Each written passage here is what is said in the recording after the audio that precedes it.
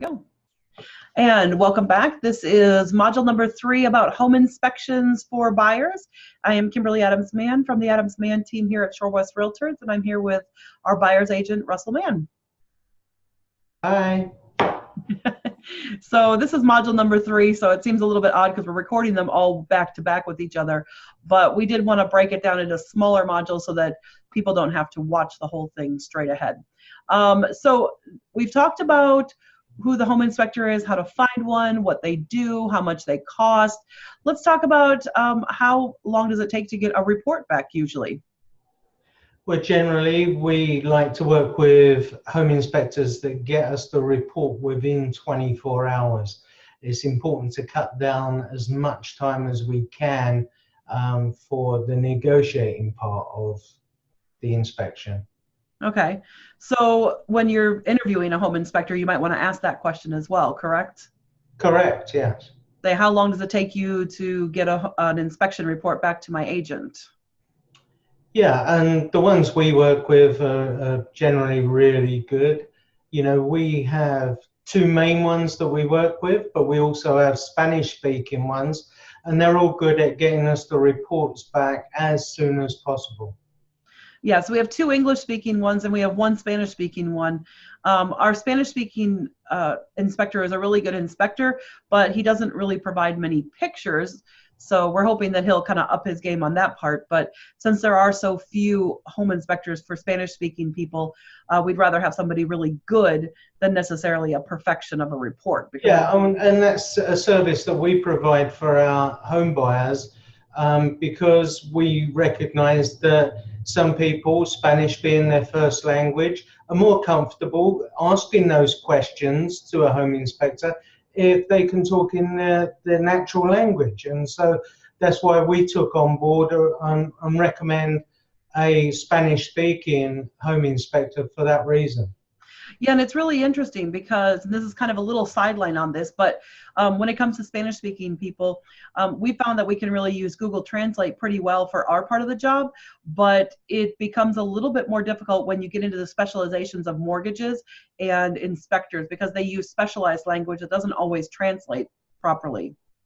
Yeah, we have, you know, even when it comes down to lenders, we have a couple of good lenders that are Spanish speaking as well. So, you know, with a full package, we can recommend people for every eventuality that will come up in a transaction where they can feel comfortable conversing in their natural language. Yeah, and they're native, their first language, shall we say. Yeah. So that's a good thing to know. And but even that Spanish-speaking home inspector, he does have a turnaround time of about 24 hours. So that's excellent because we usually get his reports very quickly. So here's a question that a lot of people would ask for. Once they get the report, can they ask for everything that they think is wrong or that they don't like about it? No. They can, you know, if it's a defect, then yeah, we can ask for those, but I wouldn't advise, you know, for everything, you know, that they see as a fault. It has to actually be a defect, you know. Yeah, so if something is older but is still working perfectly well, it's not a defect. Yes, and as we like to say, age is not a defect, and especially the older we get, the more we like to say that, right? Yeah, I do anyway. But what is an actual defect? Well, a defect, according to the real estate offer to purchase, is a condition that would have and I want to read this directly from the offer to purchase because I think it's important for people to understand this. It is a condition that would have a significant adverse effect on the value of the property, that would significantly impair the health or safety of the future occupants, or that if not repaired, removed, or replaced, would significantly shorten or adversely affect the expected normal life. I think that's really important that they've used the word significant or significantly 3 times in there. Yeah.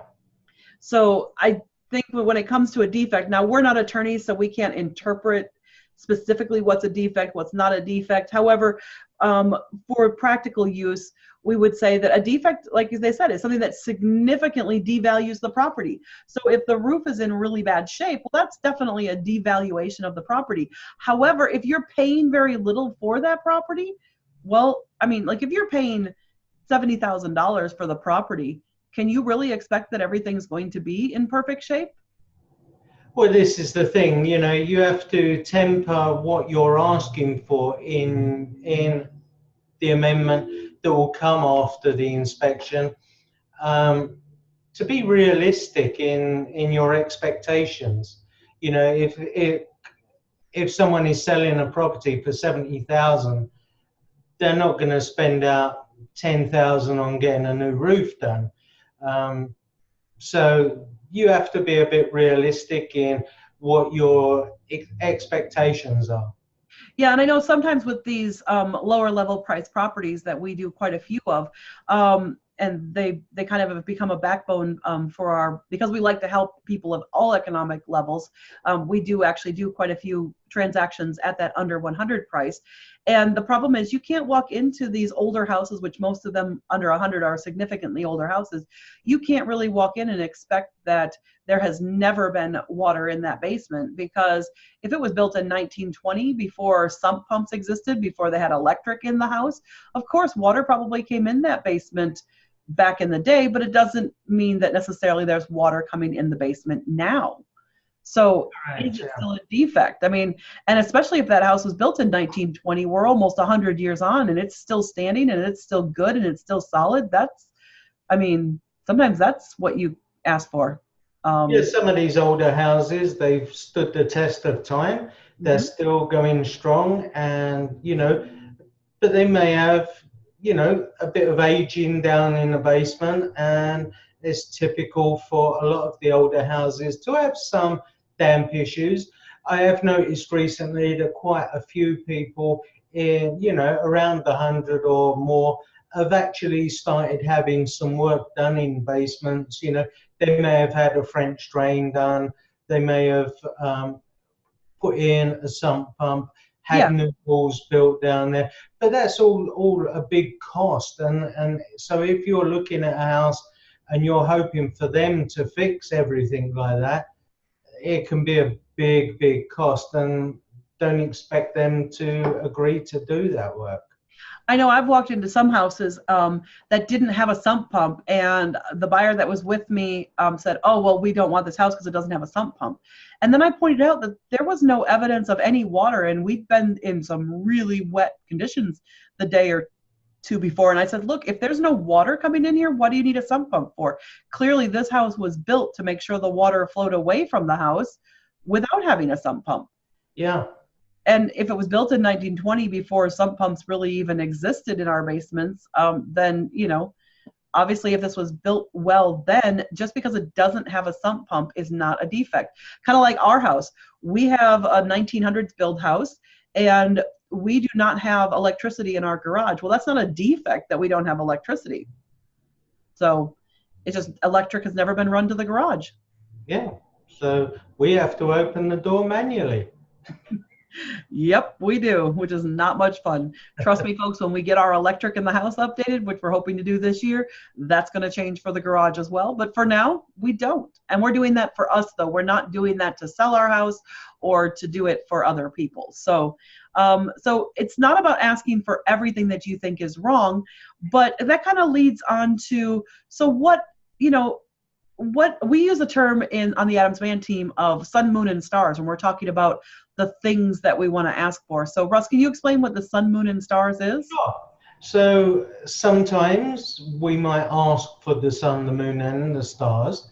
In other words, we'll put down lots of stuff, lots of items that have been flagged on the inspection report. But only some of those may be deal killers to the buyer.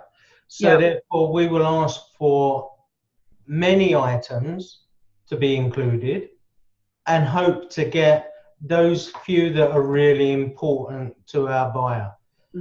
So, you know, we will always ask that question when they turn around and say, can we put this down? Is this one a deal killer to you?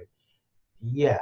So then we mark that, you know, we know that that's a deal killer, but we will ask for some minor things as well. And sometimes the seller will agree to do it all. Sometimes the seller will not agree to do it all, but will do some of them. Right. And you need to know, you know, with the buyer, go over the expectations. If they don't get this fixed, do you want to walk away from the deal? Or is it saying that you're prepared to fix after you purchase the property? Yeah, or fix as you have an opportunity to fix it, because it may not be something that, like it says, significantly impairs the health or safety, or significantly shortens the life of the house, or significantly devalues the property. It just might be something that's a preference to you. Yeah, so for instance, you know, sometimes we'll go in and it's an FHA loan, for instance, and you might go to a house and it's in the middle of winter and there's flaky peeling paint on the basement. You know, around the outside of the basement, it's flaking and peeling. We all know that the paint isn't going to stick, you know, for a long period if it's painted in the winter. And most painters won't guarantee their work when they do that either, because that's the thing. But we need that done to get through the FHA appraisal. So sometimes we will ask for that to be done, knowing that the owner, the buyer of the property, is probably going to have to repaint that in the spring when the weather warms up. They're going to have to do it all again. But certain things we have to have done. We've had to ask for handrails going down into the basement because that's a safety feature. It's requested by FHA that we have those. But in truth, it may not be important because it may hinder you getting anything down into the basement or bringing it up. So we've had people where they've had to have a handrail fitted before closing, only for the day they move in to remove the handrail again so that they can get the washing machine and tumble dry down into the basement. Yeah, and so sometimes there are things that are loan related that we have to have done, and other times it's other stuff. And I like the idea of sun, moon, and stars. We kind of developed that back in the beginning because we need the sun in order to live. I mean, this world would not exist if we didn't have a sun to warm things and to provide. It actually provides our oxygen, etc. And the moon is very nice because it keeps the water, it keeps the tides, and it keeps the water off of the land. So we do like having the moon as well. That can be really important. But the stars, they're just pretty up in the sky. They don't do a whole lot to affect our daily life. If the stars didn't exist, we could still survive. So we like to take that approach of the sun, moon, and stars. We have to have the sun. Those are the deal killers. Those are the big ticket items. Those are the defects. The moon are things that may even significantly impact your loan or things like that. They are kind of needed in order to keep your loan in place, etc. But the stars might be things that, well, it's really your preference. It's not a requirement, but it's your preference. And we can ask for all those things, but can we get out of a transaction because we have a big laundry list of stuff that we call a defect, even if it's not a defect? Well, we can by serving notice if the seller isn't willing to fix those items, you know, and that comes into a little bit when we talk about the right to cure as well in a contract. Yeah, so right to cure is a really big thing because when you're writing out your contract, your agent's going to go over this with you. But in Wisconsin, at least, and this varies state by state, so keep that in mind. If you're not in the state of Wisconsin and you're watching these videos, we are talking about Wisconsin-based contracts here when it comes to the definition of defects and when it comes to the idea of the right to cure. In the state of Wisconsin, when you're filling out your offer to purchase, in the inspection section, it says, are you going to give the seller the right to cure? And if you give the seller the right to cure or the right to fix or repair problems, then what happens is when you go through the inspection, they can say whether or not, they can say, yes, I'm going to fix that, and you still have to continue with the contract, and the buyer has no way to get out necessarily. If the seller does not have the right to cure, then the buyer says, these are defects, and regardless of whether you fix them or not, I'm out of here. And that's when it comes down to things like a notice versus an amendment. So Russ, why don't you talk about what the difference is between amendments and notices when it comes to an inspection, like in the state of Wisconsin? So an amendment is where you're requesting a change in the contract. So you might be asking for certain fixes to be done. They have a choice whether to accept that amendment in its entirety, or they can counter with a new amendment, you know, saying we're going to fix these things, but not all of what you asked for. They can reject it. They can counter it. I haven't had one ignore it yet, but they could ignore it. And so, and a notice would be listing everything that has to be fixed. So if you're asking for a notice, these things have to be fixed, or you can walk away. Right. And the notice of have to be fixed, but if the seller doesn't have the right to cure, then that notice becomes a deal killer. Yeah, the notice would end the transaction. It's dead. Once you've served the notice, there's no coming back and saying, oh, well, I didn't mean everything. It's, if you've served that notice, that deal is dead. And that's one of the reasons why we'll try and do amendments up until the last day of the inspection contingency, because if we do amendments up until the last day, then we still have all that negotiating time and we can continue to negotiate. But on that last day, if that seller hasn't come back, sometimes we'll have our buyers sign that notice ahead of time, so that if that seller does not come back, we can deliver that notice before midnight on that last day. Yeah. Make sure that it gets over to them so that we've served that notice so that they can be done with the deal, so we can protect them. Again, a lot of this comes down to a lot of what an agent does is about protecting their individual client, whether they're the seller or the buyer. It's our job to do everything we can to protect you. So that's kind of how that comes about. So whether you can walk away from the property because of defects that we find is somewhat down. And sometimes it has to go to court. Thankfully, we've not had to do that yet. But the reality is we do actually try to structure our business with the understanding that we might have to go to court at some point in the future. And if that's the case, we want to make sure that we do the same thing with everybody every time. We want to make sure we're following all those rules. We want to make sure we're protecting everyone and that we're educating and informing, which is one of the reasons why we're doing these videos too, is because we want to be able to inform and educate our buyers. Yeah, and that's one of the reasons why I took my ABR a couple of years ago. I wanted to further my knowledge and my training, my qualifications. So that's why I became an accredited buyer's agent. So I'm an ABR, an accredited buyer's representative. I took it to the next level so that I can better protect my clients who I'm working for. You know, I have to work in their best interest. That's part of our ethics, part of our training. Is we're working in the buyer's best interest. And I know, Kimberly, you're doing the opposite. You're working in your seller's best interest when you're representing them. So you don't like to see the, shall not have the right to cure on a contract, and I always put it in. So right. Sometimes it gets quite nice when we're having a conflict between us, if you've got a seller and I've got the buyer, and that's happened on several occasions. Yes. However, I will say every single contract that you've written on any of my listings that I've done, we've never let them fall apart. We've always been able to get our sellers and our buyers to come to a mutual agreement. And I think that's partly because, and we can say that too with other agents in our office and other agents outside our office. There are certain agents that we work with where we know that they are going to do everything in their power to get their seller or their buyer to be as reasonable as possible.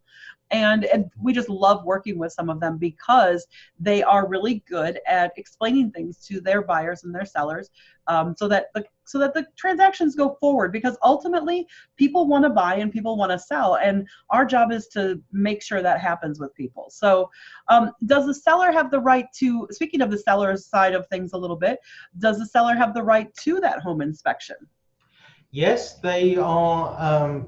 They do have the right to a copy of the home inspection. So obviously when you're sending over an amendment to ask for any fixes to be done, then they have the right to see that home inspection. So there's no hiding, putting stuff into an amendment that may not have come up at the inspection. just because you feel you want to add that in. Well, and here's a question though. What if you don't have an amendment? What if the buyer's not asking for anything? Because that has happened before, where the house was good enough or the house was so poor that the buyer already knew. Like in my case, when I bought our house, there were some really bad things about this house when I bought it, and I knew that, and that's one of the reasons why I fixed the bathroom and why we had new windows put in, because we knew those were things that needed to be done. But I bought the house knowing those things needed to be done. So what if a buyer doesn't send an amendment over? Do they still have to send that inspection over to the seller? Yes, they do. In the part of the contract states that the seller has the right to a copy of the home inspection. Okay. The only time they wouldn't get a copy is if you didn't do a home inspection, because we've had that happen as well. We would never recommend it, but some of our investors, they're used to looking at houses and they're buying typically very cheaply. They don't go with a home inspection. They go with their own knowledge of the properties, and in many cases, they're going to be doing a lot of work to the properties anyway. Right, exactly. They kind of already know when they look at certain appliances whether they're in good shape or not good shape, whether they're working or not. So they already are ticking up those dollar amounts in their head. Kind of like when I bought this house as well. I was buying this as a cash transaction, you know, minimalized house type thing. But I did a home inspection because for me, I wanted that tick list from somebody else, not just from me. And like I said, as it turns out, I was really glad I did that because I didn't have to do the roof, which was one of the things I thought I had to do right away. So I was able to spend money doing other things first, which is excellent. Yeah. So here's a question that we haven't really covered. So what are your options when you are negotiating? We've talked about, okay, asking for repairs or things that need to be fixed. But with some loans, like FHA, you have to ask for certain things. But when you talk about a conventional loan, what are the other options to having to the home inspection where you find something that's not expected and that's definitely a defect? Okay, so some people may ask for a reduction in price, and then they'll carry out the fixes after closing.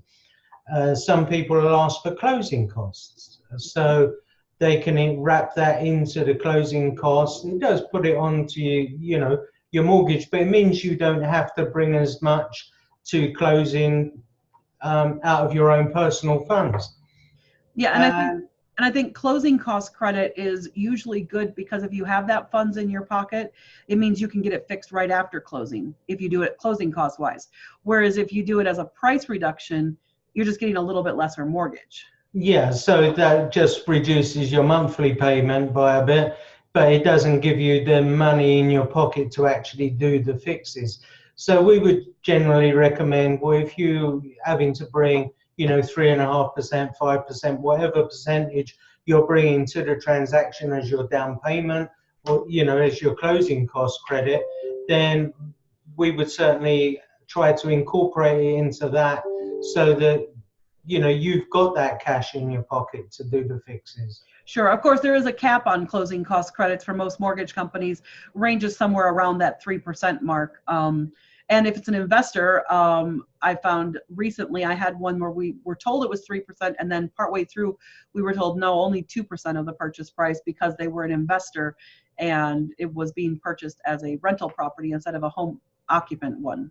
Yeah, you have to be careful of that. You can't ask for too much, because if you ask for more than your lender requires as their closing cost, then you do realize that any additional money, so if you ask for 5,000 and the lender only needs 3,500, well, that 1,500 doesn't come back to you. That goes to the seller. That goes back to the seller. And that's really important to remember, because you certainly don't want the seller getting more money when you've just negotiated. So sometimes we do a combination of repairs, closing costs, money off, things of that nature. So it can be a combination of any three of those. And a lot of that has to do with the type of loan. Wouldn't you agree? Oh, yeah. Yeah. Yeah, especially, and I know Russ has a lot of experience with VA loans. He's actually, I actually would like him to get a designation in that area if there is one, because he's had so much experience with helping veterans that it's a really quite a few, recently, and I'm working with one now that's looking for a VA loan as well. So Yeah. Well, I'm just saying historically, considering that I've been in business coming up to 6 years now, and you've been about 2.5 years, or almost three, actually, isn't it? Free now, yeah. Three. And what's interesting is out of those 6 years, I think I've only had one VA one, and you've had at least two or three a year. So you're Yeah. definitely way more of a VA expert than I am. I had a lot of FHA, but not so much VA when I was working as a buyer's and listing agent before you came along. So in my 3 years in business without you, I only had like one VA, I think, and you've had quite a few. So that's why I say you're much Yeah, more of there's quite a few. And saying to remember with a VA, not all properties like condos, etc., are available for VA loans. Well, what I find really interesting is that there are condos that are available for VA, but not FHA. Yeah, yeah, that as well. And we have to know where to look for that information. So, if a buyer comes to me asking those questions, well, I want to go VA. Well, my first port of call is to check with the VA to see if that particular condo we can do that loan on. Right. And obviously when it comes to inspection things, whether you're VA, FHA, conventional, ARM, whatever your loan is, really dictates what you can do as far as the home inspection goes. And I think that's pretty much everything that we have thought of ahead of time. But what we do want to wrap up with. But it's just one thing that we haven't incorporated, and this one doesn't come down to the buyer to actually do, and that's the well testing. It's part of an inspection contingency, but it's a separate issue. It's not done by your home inspector. That has to be done as a specialist company that comes in to test if it's on a well. You've got the well system to test. You also have the water quality to test when it's on a private well or a shared well. And so and that's normally written into the contract. Who's going to pay for that? Generally, we like to get the seller to pay for that. Well, and that's the seller paying for the well and septic testing is the default in the Wisconsin contract. So if you don't indicate otherwise, it's expected that the seller will pay for that. But Kimberly knows more about that because she is our listing agent, and so she's often, talking to the sellers about, you need to get these tests done as well. Yeah, in fact, with sellers, when I first list a property where there's a well or a septic, I talk to them right at the very beginning about lining up who they're going to have do those, so that when we do get a contract and have to have that, they know exactly who they're going to go to or who they like to use. Most sellers already know who they like to use because they've probably been using them, because there are mandatory testing guidelines required in the state of Wisconsin that they've probably already had to deal with. So that's why sellers oftentimes know that more than buyers do. And one of the other tests that sometimes comes up at a home inspection are, do you want radon testing in your basement? Good point. We didn't really talk about radon testing. We might have to do a whole other video just about testing instead of just inspections. Yeah. Maybe we should talk about that, because we are talking about home inspections. Maybe we should talk about the difference between testing and an inspection. Yeah, we should. The difference between testing is when they're monitoring, saying, well, they're actually physically taking a reading of what's there, either in the water for a well sample or the air in the basement. So they have certain machines, they have, computerized machines, or they use the charcoal canisters that they can then send away to a lab for testing, and to see how much radon is averaging throughout. And it's done over a period of time, over several days. So they put these canisters in, or the meters, and it takes a readout, and it can tell you what the highs, the lows, and the average is in the property. And if it's over a certain amount, then we have to look at getting remediation done. Yeah, and I mean the difference, the legal difference between an inspection and a test is that an inspection is when they just kind of look at things and kind of evaluate things, whereas a test is where you're actually taking a sample. So if it's a mold or mildew type thing, they're actually having to take a physical piece of that. If it's a radon test, they're taking a physical piece reading of the air quality. If it's a well test, they're taking a sample of the water in for analysis. So it's actually the difference between a sample versus a visual inspection, really. Yeah. Now, here's a question in regards to that. What if you get into a house and there is mold in a basement or suspected mold, but you did not ask for a mold test on your, on your offer because you didn't see any mold when you got in there? We had one of these recently that's hopefully closing on Friday from the looks of it, but you did not have a mold test in because there was no visible mold. No, but when from the home inspection, the home inspector noticed some staining and recommended that we carry out a mold inspection in the attic and in the basement. This was carried out, the seller carried it out and had to have remediation done because they tested and it was there, it was mold. So they had to pull some of the walls down in the basement and they remediated that, and also had to take care of it up in the basement, up in the attic, which has all been done. And generally up in the attic, it's normally through to, where people have these vents from the kitchen or from the bathroom and they haven't fixed it to the roof. So it's just, all that moisture is just being dispersed into the attic. Where it cools off. Need to have a vent to the outside where it can go straight outside rather than into the attic, because then it cools, we get moisture, it's warm up there because it's insulated, and then that, it starts breeding mold. Well, it's cooler in the attic, obviously, than it is in the regular house. So you get this steam in the regular house that escapes into the coolness of the attic. Then it gets moisture on the decking of underside of the roofs, which is where we see it most commonly.